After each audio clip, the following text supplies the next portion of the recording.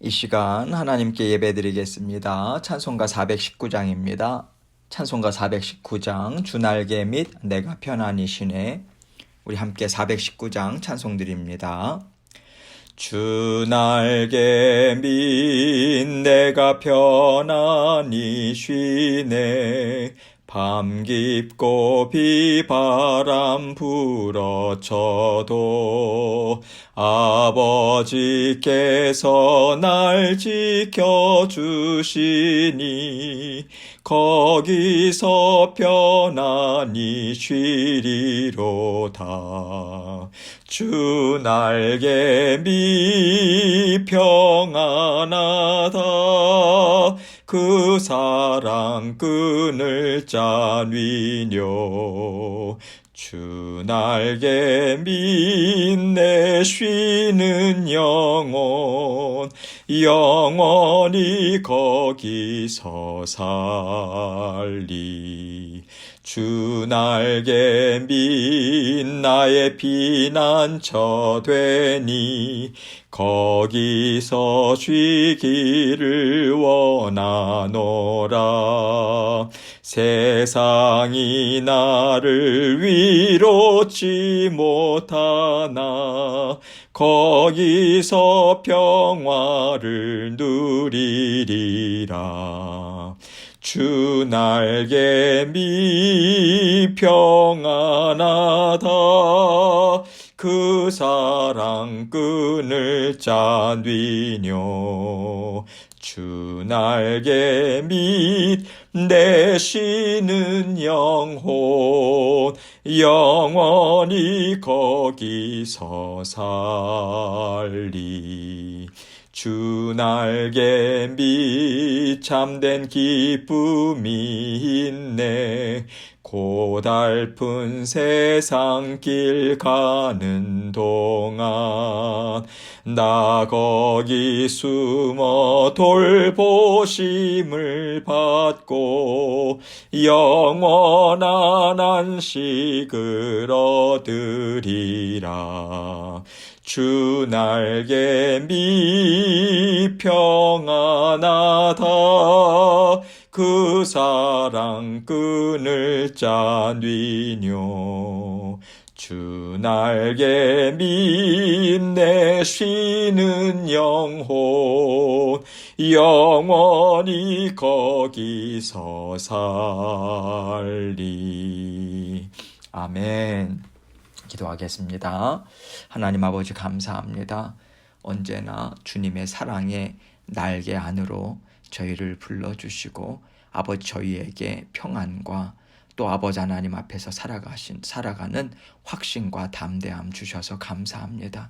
주님의 말씀의 날개 아래 날마다 우리를 품어주시고 성령 하나님의 뜨거운 사랑 안에 저희를 머물게 하여 주셔서 이 세상 너끈히 감당하며 모든 일들을 주님과 함께 힘있게 감당해 나가는 저희 모든 사랑하는 성도님들 되실 수 있도록 은총 베풀어 주옵소서. 오늘도 새날 주셨는데 새날 아버지 저희에게 꼭 필요한 은혜와 아버지 하나님께서 주시는 힘과 능력 주셔서 주님과 함께 승리의 하루 될 수 있도록 주님 도와주옵소서. 언제나 주님의 말씀으로 저희를 붙잡아 주셔서 기억나게 하시고 생각나게 하시고 그 말씀을 우리 심령 마음 생각 아버지 온전히 붙잡을 수 있도록 아버지 하나님 저희의 아버지 모든 생각과 마음을 주님의 은혜로 꼭 붙잡아 주옵소서. 오늘도 말씀을 통해서 저희에게 들려주시고 원하시는 주님의 음성 듣게 하시고 아버지 하나님 겸손한 마음으로 주님 의지하는 마음으로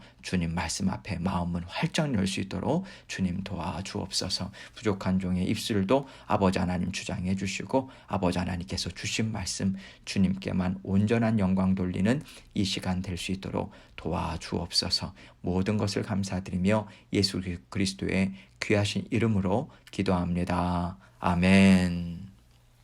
하나님 말씀 봅니다. 시편 61편 1절로 4절입니다. 시편 61편 1절로 4절 말씀 제가 읽겠습니다. 하나님이여 나의 부르짖음을 들으시며 내 기도에 유의하소서.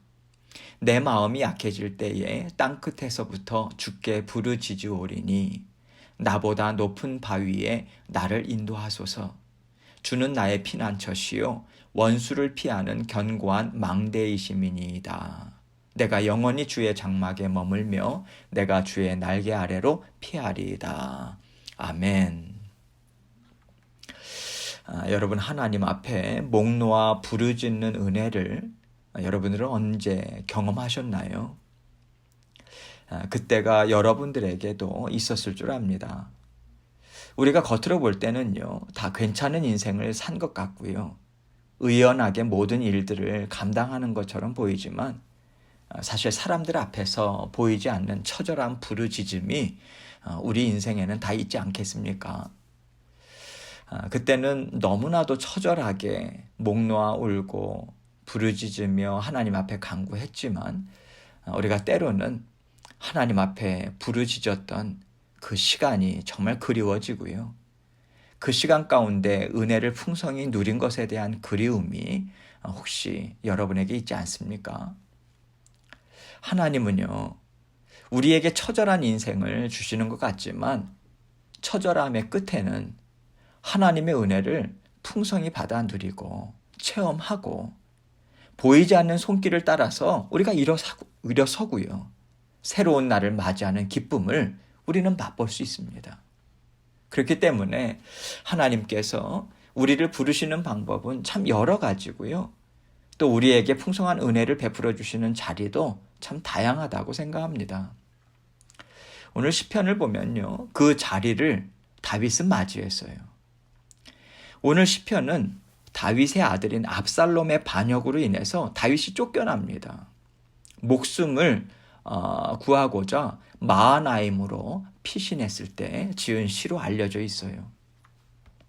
다윗은 이제 더 이상 걸어갈 길이 없습니다. 걸어갈 힘도 없고요, 이제는 어떻게 감당해야 하는지도 모르는 상황인 거예요.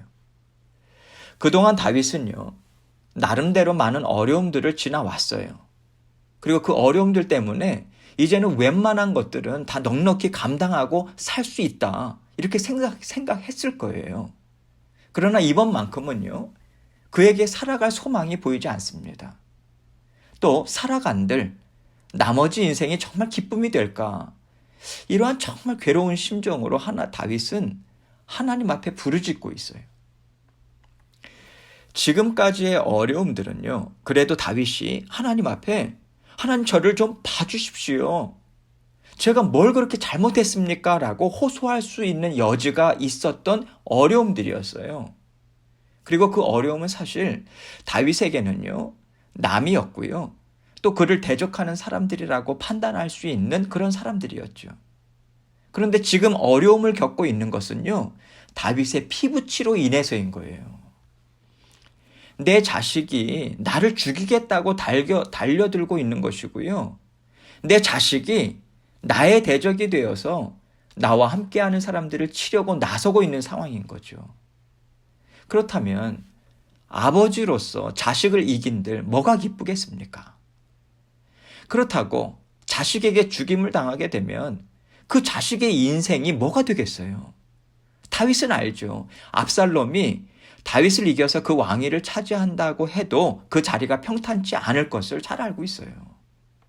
그렇기 때문에 다윗으로서는 아들을 위해서 내가 져주고 내가 차라리 죽임을 당하지, 이렇게요, 간단히 마음을 먹을 수 없는 거예요.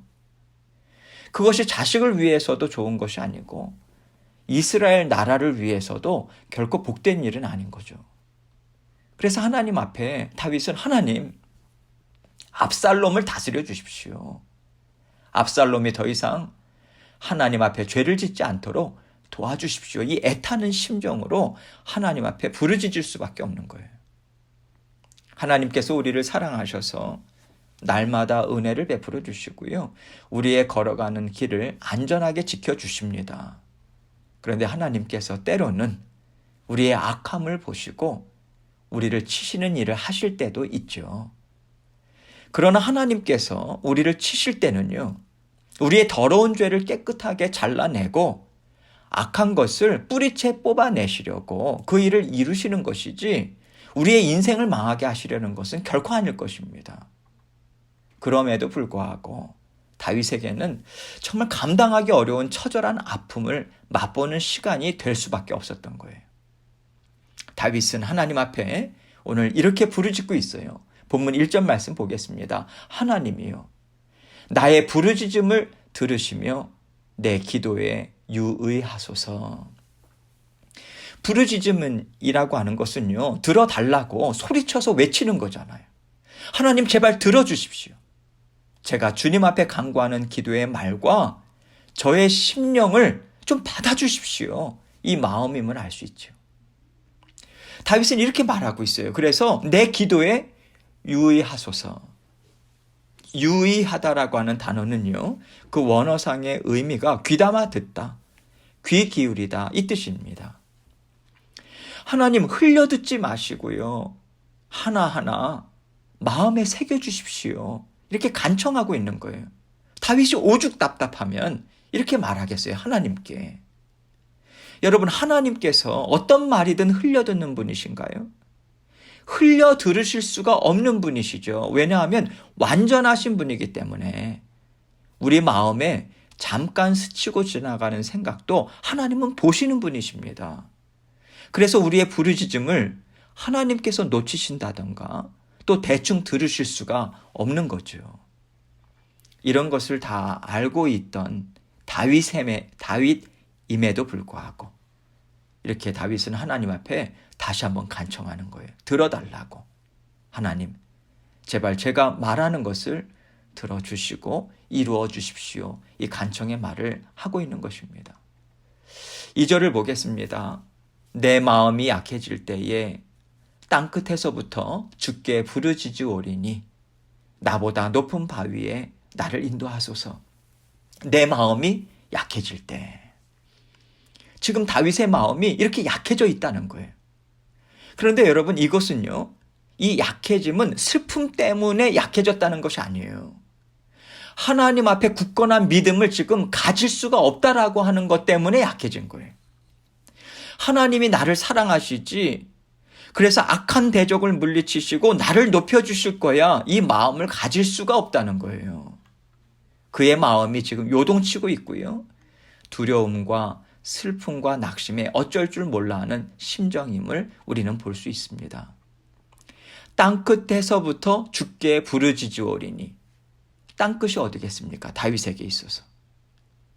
더 이상 물러설 것이 없다, 절벽 끝에 가 있는 심정이다, 이것을 나타내주고 있는 거죠. 여러분, 하나님께서 다윗에게 왜 이러한 상황까지 가게 하셨을까요? 다윗이 하나님을 사랑해요. 그리고 하나님을 사랑하는 마음으로 이스라엘 백성들을 잘 다스리면서 하나님의 나라를 이루어 왔습니다. 그럼에도 불구하고 다윗도 사람이잖아요. 죄성이 있죠. 연약함이 있지 않겠어요? 무슨 말이냐면, 다윗이 자식들을 양육함에 있어서는요, 다윗이 살아온 인생에 비해서는 부족함을 우리가 볼 수 있어요. 다윗이 하나님 앞에서는요, 분별력도 있었어요. 깨달아 아는 지혜도 있었습니다. 마음에 죄가 있을 때는 하나님 앞에 회개하고요, 나아가는 마음의 결단도 있었어요. 여러모로 지혜 있는 사람이라고 우리가 생각할 수 있죠. 그런데 이상하게도 다윗이 가족 간에 있는 문제에 대해서는요, 하나님이 주시는 지혜, 분별력으로 감당하지 못했어요. 마음에 끌리는 정, 육신의 마음에 많이 매여 있는 것을 우리는 다윗의 그 이야기들을 쭉 읽어나가는 과정 가운데 깨달아 알 수 있습니다. 자신이 좋아하는 사람, 자신이 좋아하는 아들, 자신이 인정하는 사람, 이런 쪽에 많이 끌려서요, 그때그때 깨끗하게 해결해야만 했던 문제들을 해결하지 않습니다. 모른 척하고 두리뭉실하게 넘어가곤 했어요. 그러다 보니까 가족관계에 있어서 마음에 풀어지지 않는 응어리가 있는 거죠. 앙심을 갖는 거예요, 자녀들이. 보복하려고 응어리진 마음을 그것으로 해결하려고 하는 것들이 있었잖아요. 그래서 하나님께서 이 부분에 있어서는 그다지 다윗을 기뻐하시지 않았던 것 같습니다.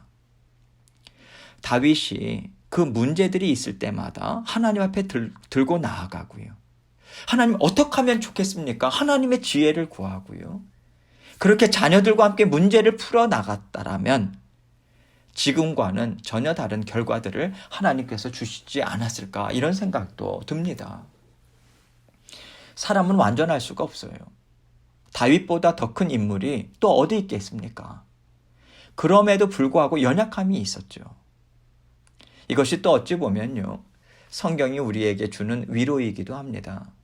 그래서 사람이 어떠한 존재인가, 이것을 알아서 사람과의 관계에 있어서도 이런 것들을 우리가 이해하고요.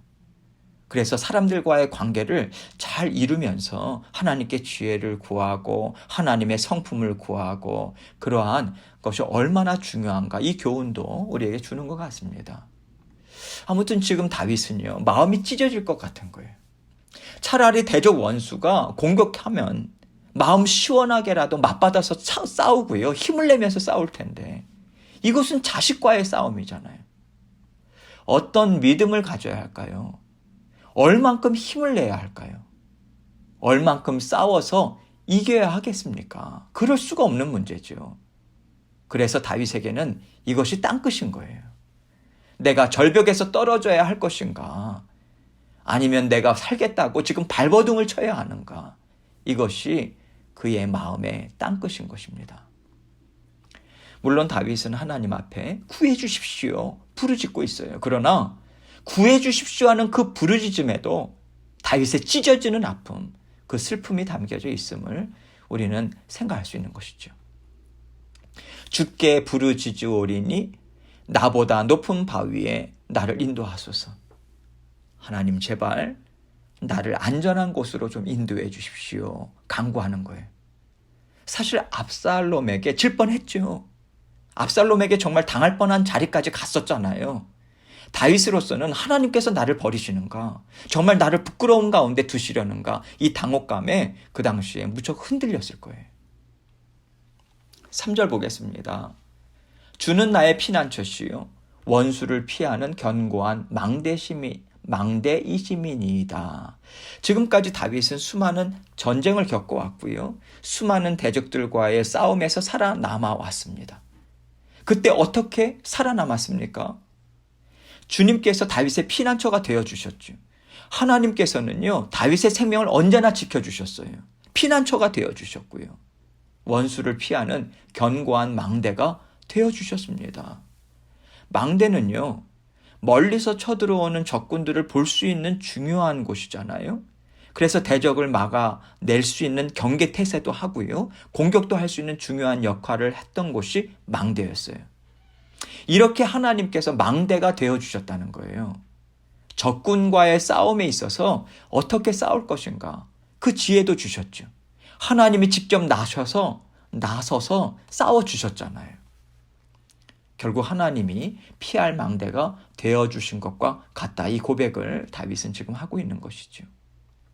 4절입니다. 내가 영원히 주의 장막에 머물며 내가 주의 날개 아래로 피하리이다. 내가 영원히 주의 장막에 머물며. 지금 다윗은요, 하나님, 제가 있을 곳이 어디 있겠습니까? 주님께서 거하시는 그곳, 주님께서 임재하셔서 나를 만나주시는 장막, 그곳이 제가 있어야 될 곳이 아니겠습니까? 라는 뜻으로 고백하고 있는 거예요. 왜냐하면요, 다윗은요, 하나님께서 자신에게 내가 너를 사랑하니 평안하라 말씀해 주시고 평안을 베풀어 주시지 않으면 그의 마음이 결코 쉼을 가질 수 없다, 쉴 수 없다라고 하는 것을 잘 알고 있기 때문이죠. 여러 가지 복잡한 생각과 죄책감과 원망과 두려움들이 정말 그를 쉴 수 없게, 그의 마음을 요동치게 만들 것임을 그는 잘 알고 있기 때문에 그렇습니다. 그래서 하나님께서 주시는 평안이 있어야 제가 잘 살겠습니다. 그러기 위해서는 하나님의 임재 안에 들어가는 것밖에는 없겠습니다. 이 뜻으로 내가 주의 날개 아래로 피하리이다 라고도 표현하고 있는 거예요. 주님 품 안으로 파고 들어가는 거죠. 품 안으로 파고 들어가는 거예요. 하나님, 제가 있을 곳이 없어요. 제가 어디에 있은들 안전하고 평안하겠습니까? 하나님 품 안밖에는 없어요.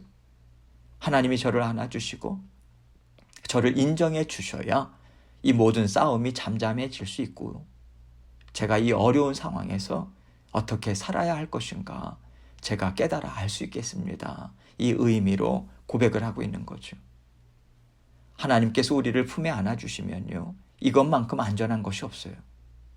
우리 마음에 쉼을 얻을 수 있는 것이 이것밖에 없는 거예요. 하나님께서 우리를 품에 안아주셔야 돼요. 세상이 우리에게 어떤 쉼을 주겠어요? 여러분 한번 상상해 보세요. 다윗이 압살롬을 이겨서요, 모든 상황이 다 좋아졌어요. 하나님께서 사방에 평안을 주셔서 대적들의 공격도 없어요.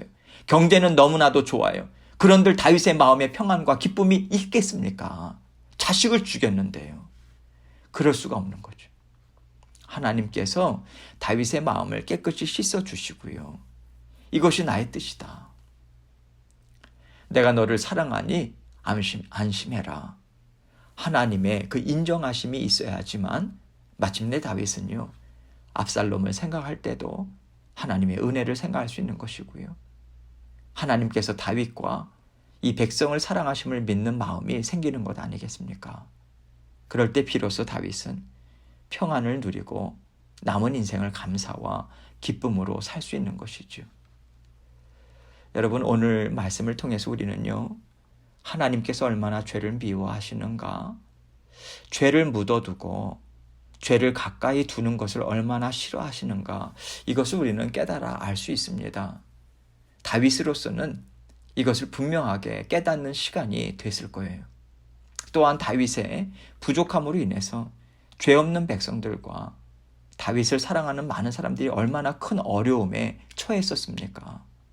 그래서 다윗은요, 자신으로 인해서 죄 없는 백성들, 그리고 하나님 사랑하고 자신을 사랑하는 사람들이 자신으로 인해서 얼마나 많은 어려움을 겪었는가, 이것에 대한 미안한 마음을 가졌을 것 같아요.